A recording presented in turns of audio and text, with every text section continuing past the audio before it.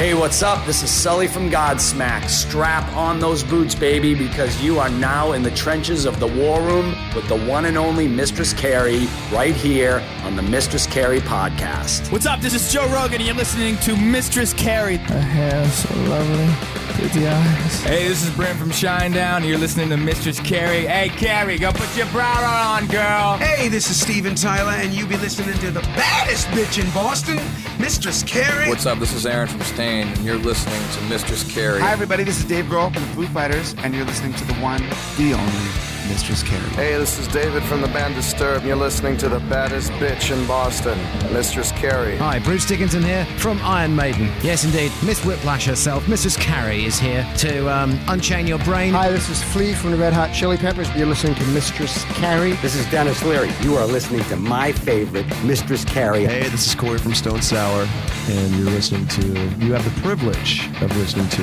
Mistress Carrie. Oh, God. Oh, yeah.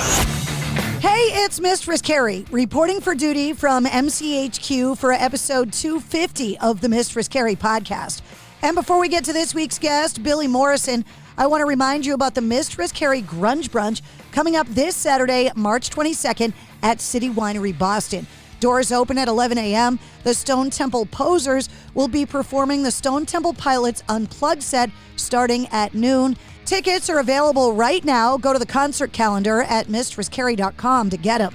Guitarist Billy Morrison has been playing with Billy Idol for the last 15 years. He's also a member of Royal Machines, Circus Diablo, and has toured with The Cult.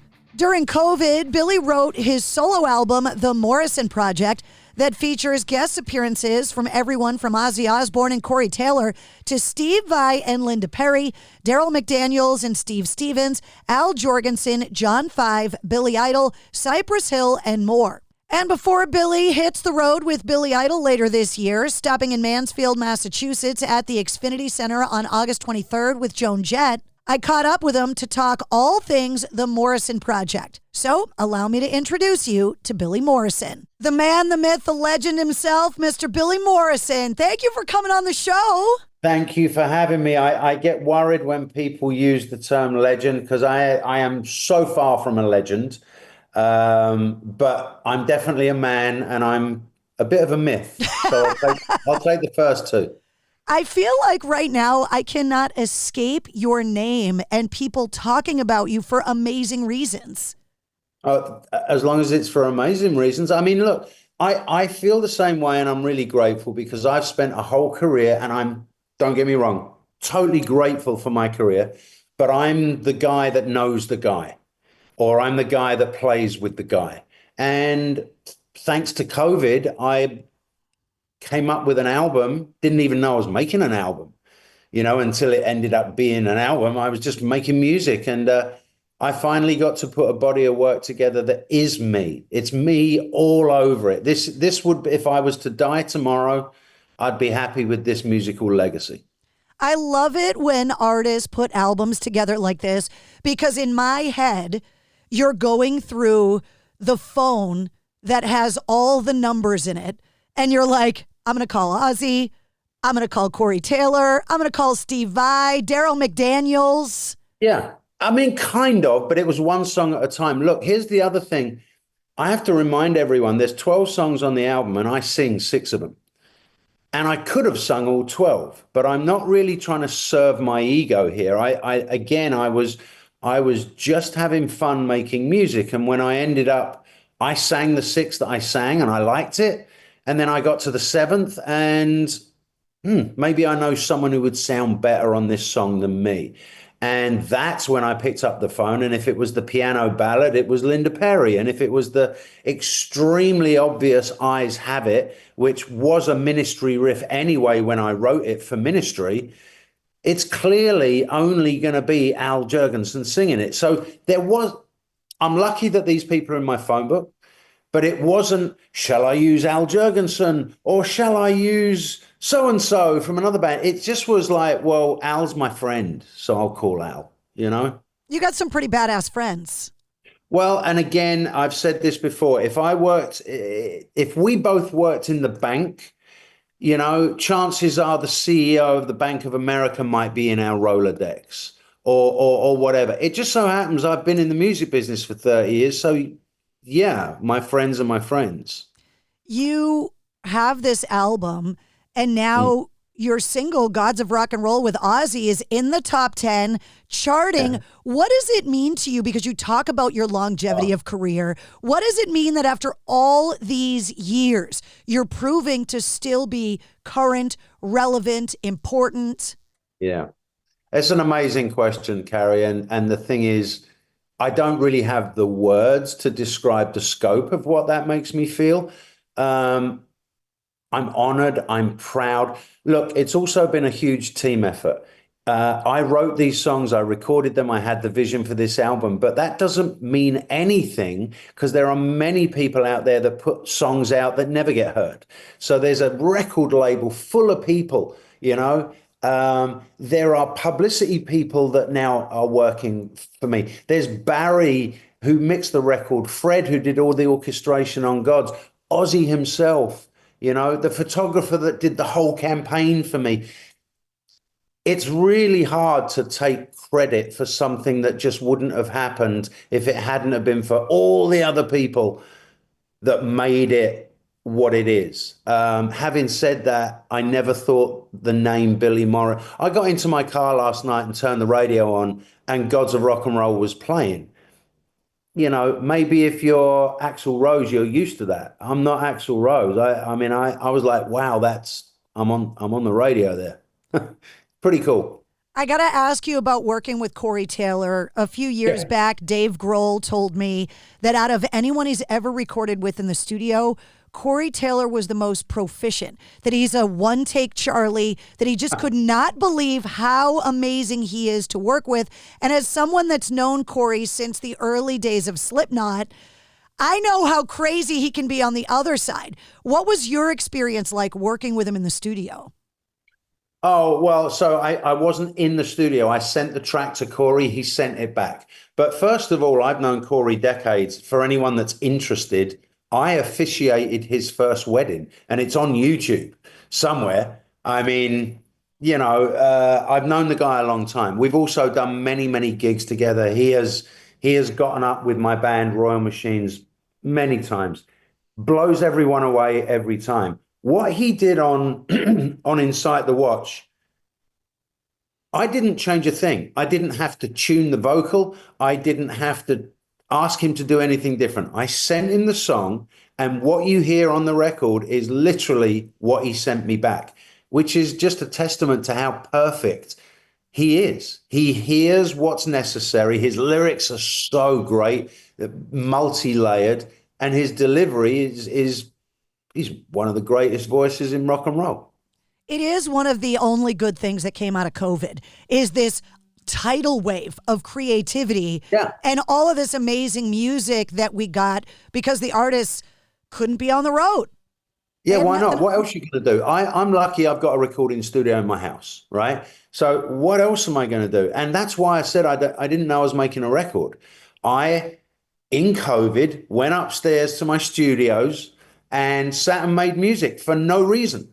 And that's why the Morrison Project album is it's been so successful because it's clearly organic. No one in their right mind sitting down to make a record would say, well, I'm going to put a piano ballad, a hip hop song, a punk rock song, a metal song. Who's going to do that? No one. I was not making an album. And it just so happened that at the end of it, I had 12 songs that I really liked. I love that Darryl McDaniels is part of it. He's been a friend of the show for a long time.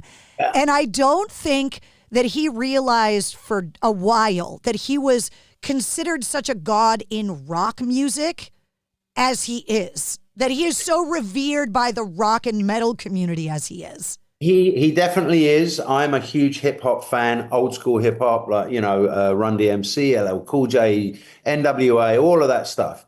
And I clearly that was clearly a hip hop song. The groove and the vibe, it's a hip hop. And that comes from my love of hip hop music. So obviously Darryl's in my phone. And when we shot the video, I flew to New York. We shot the video on the streets of Brooklyn and a few places. And it's like walking around with the Pope. In New York, it's like we're trying to shoot on the streets, and it was almost impossible because from the mailman to the trash man to the woman walking home with her kids, yo, D, what's up, D? He's like the Pope in New York, and the rock community just the same. He's DMC.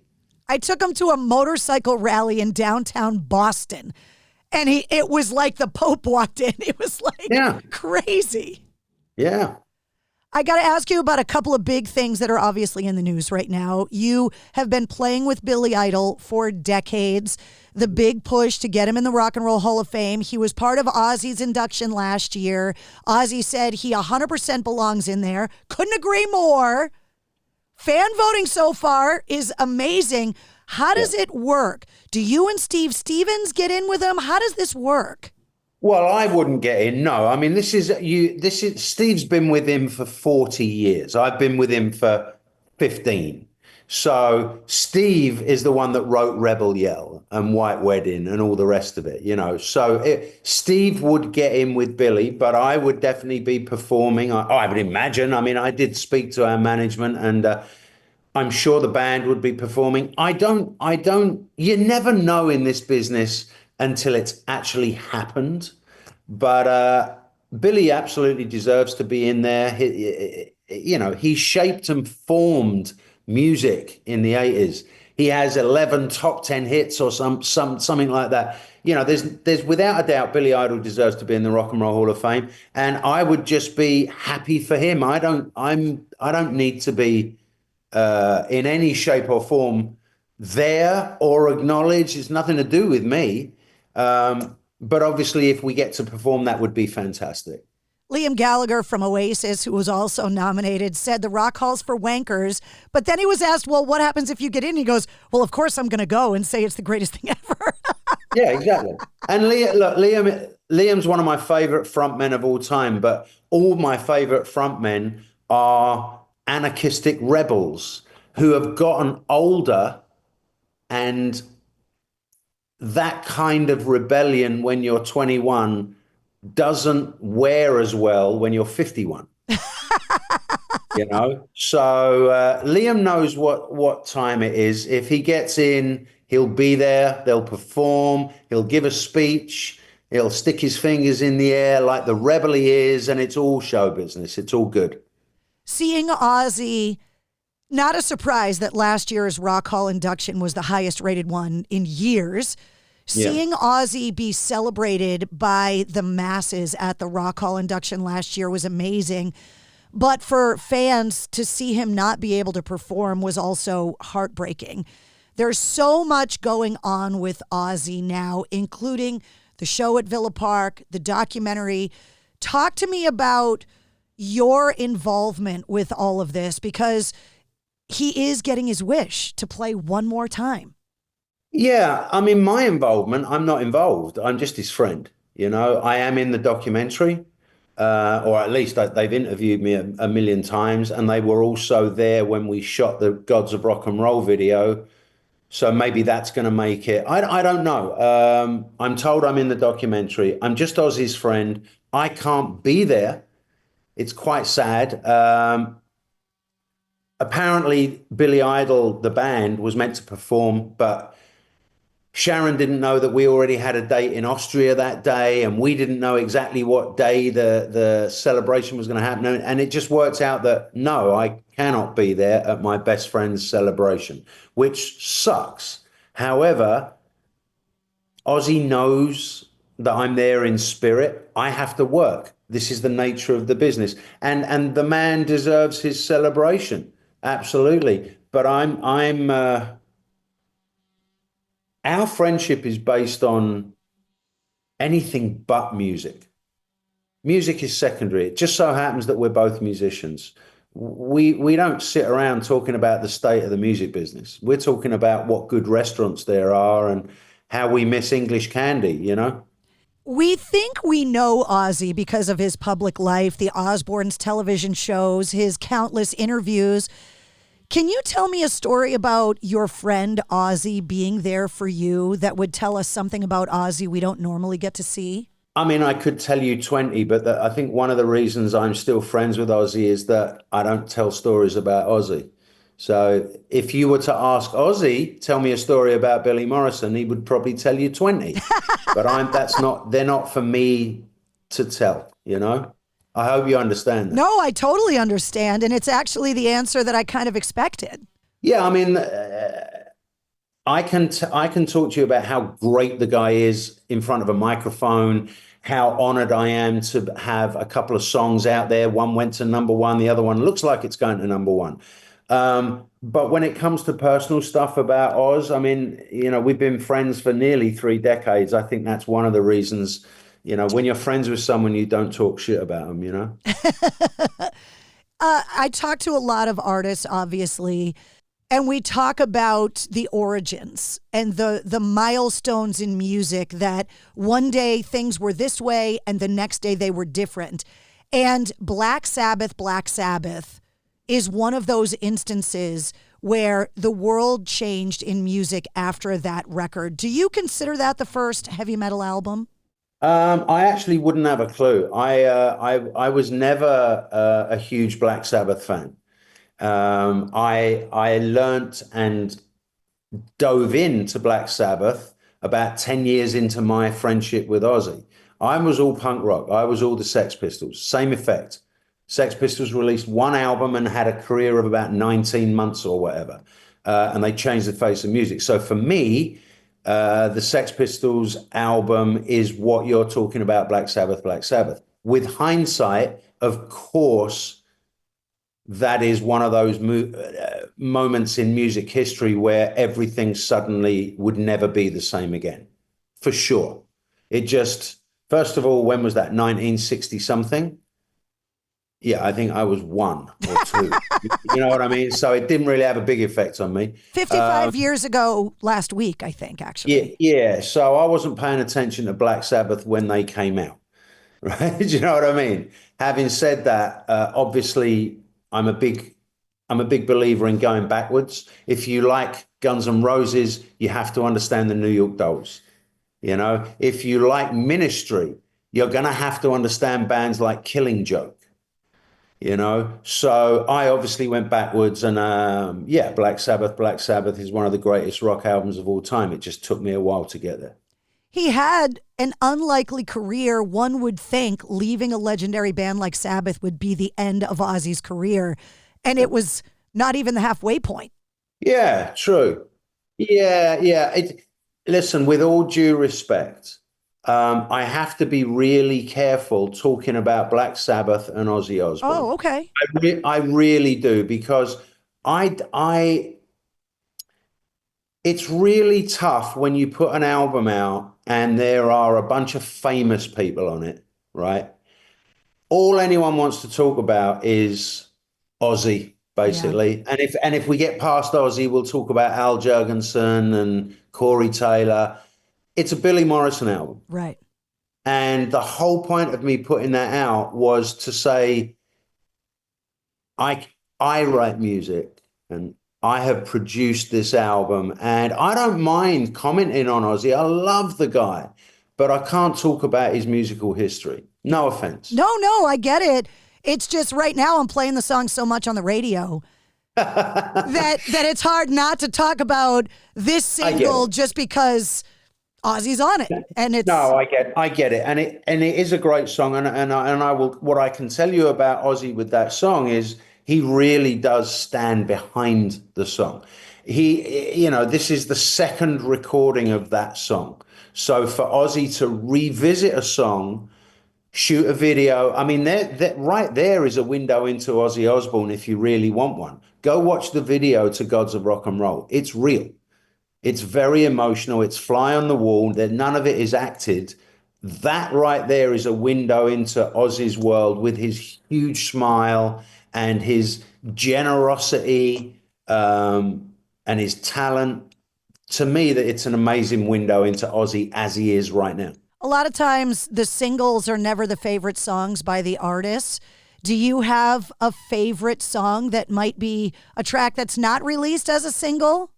Oh, not released as a single. I mean, my label has released nearly every song as a single. They've been amazing.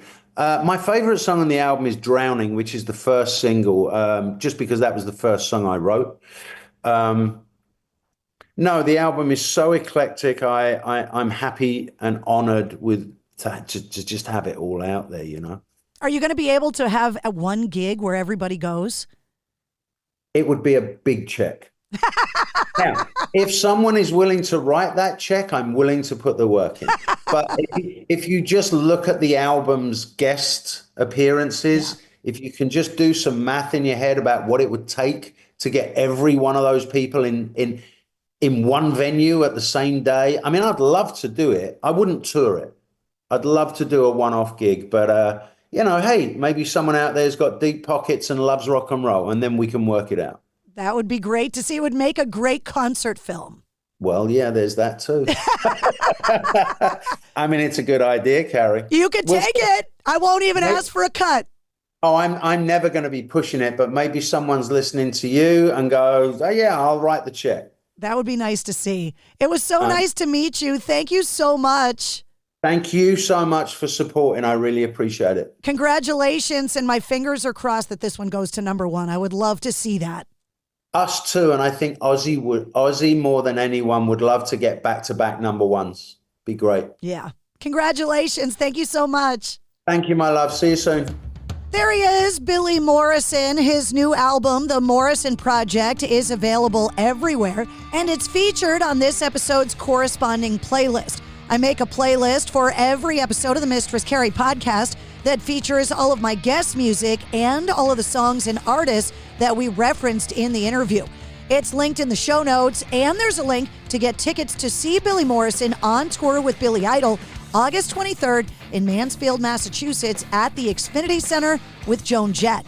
You'll also find all of Billy Morrison's links and all the Mistress Carrie links. And if you liked what you heard, don't forget to like, follow, subscribe, and comment on the Mistress Carrie podcast. New full-length episodes come out every Wednesday. Plus, every weekday, you get the Sit Rep. The Situation Report breaks down all of the rock news, music headlines, and entertainment updates in about 5 minutes. And you never know when we're going to release a bonus episode, like this week with Mike Wengren and Dan Donegan from Disturbed. Join me live every Tuesday night at 8:30 Eastern for my weekly streaming video show, Cocktails in the War Room, on Facebook, Instagram, Twitch, and YouTube. And you can always find me on the radio. Get the details on all of that and more at MistressCarrie.com. The Mistress Carrie Podcast, a proud member of the Pantheon Podcast Network.